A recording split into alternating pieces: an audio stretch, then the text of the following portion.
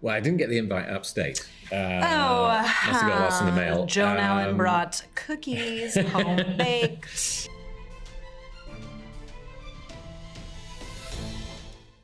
Mullen, thanks for coming. Madam President, so what's the plan? Congress is authorizing a special zero-day commission, hunting down anyone who aided and abetted this horrific attack.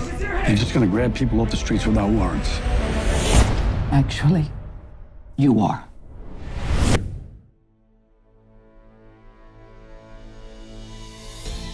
We did work on some stuff beforehand because we were supposed to shoot this show, and the week we were supposed to start, it shut down for the strike for 6 months.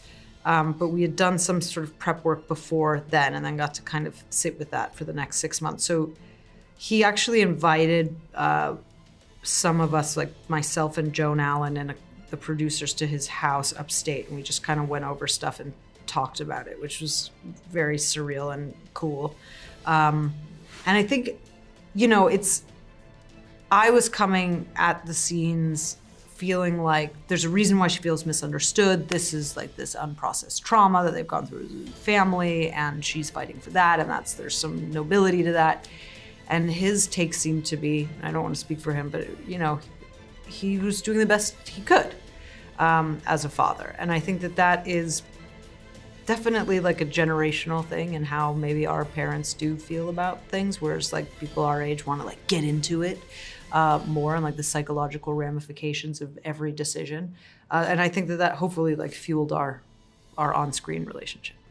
Well, I didn't get the invite upstate. Must have got lost in the mail. Joan Allen brought cookies, home baked. We did meet before. I got to go to his office in Tribeca, which in itself is quite an intimidating experience. His office is wall to wall, just pictures of him with every world leader and movie director, and like it's incredible.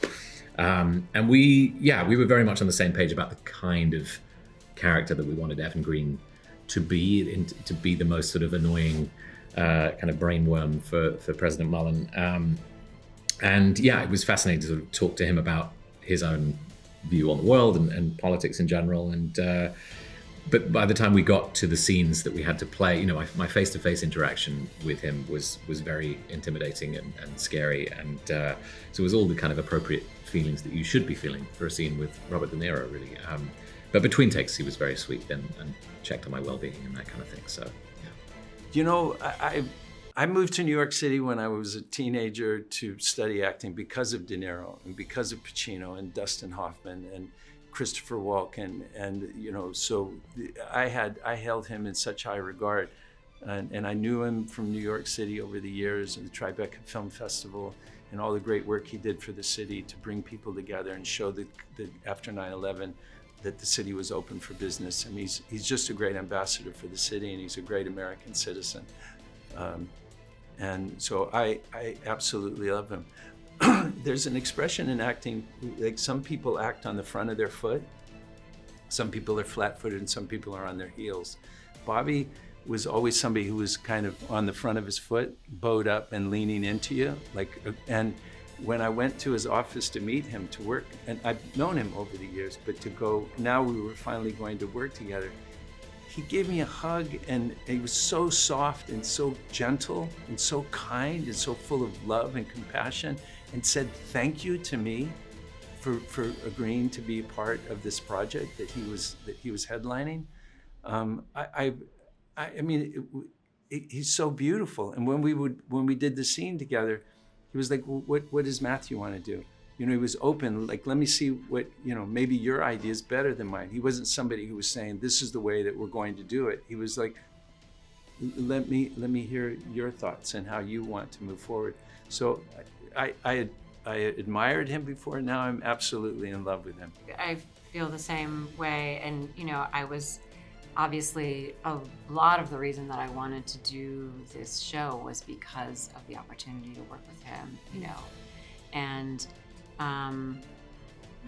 I just have to say, being in a scene with him, I was blown away by his generosity and his availability and his interest in really engaging and really creating where we were and what we were doing. And so all of the things that you experienced with him, I did too. But I think that what we both are also sort of responding to is just kind of our own surprise at how open he was and attainable he was as a fellow working actor.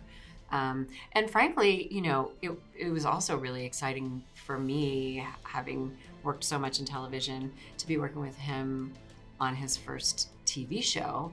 And you know, he would ask me, like, well, you know, he would ask me various things about what it is to be working in TV, and, you know, well, wait, how do you know, with the lines and the, you know, the schedule, and it, you know, it was really lovely that he was deferential to our experience, even as we were, of course, so deferential to his experience. And I just was watching him and really learning from him in every moment.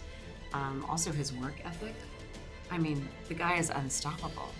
He just is so dedicated to the craft. I think in these 6 episodes, Bob's probably for sure he's made over 100 movies. He's got more dialogue in these 6 episodes than all of his movies combined. And so, and it's not easy dialogue. No, this was very challenging. It is very complicated, dialogue. Yeah. For all of us.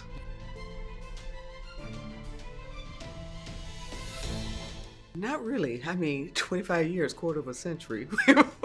But he's still as legendary, as wonderful, as brilliant as he was then, you know. And I was still just a little bit nervous as I was then. So a lot hasn't changed, other than we both ascended to the highest, you know, the highest office in the land, president and former president. But just as generous on screen and off as I remember.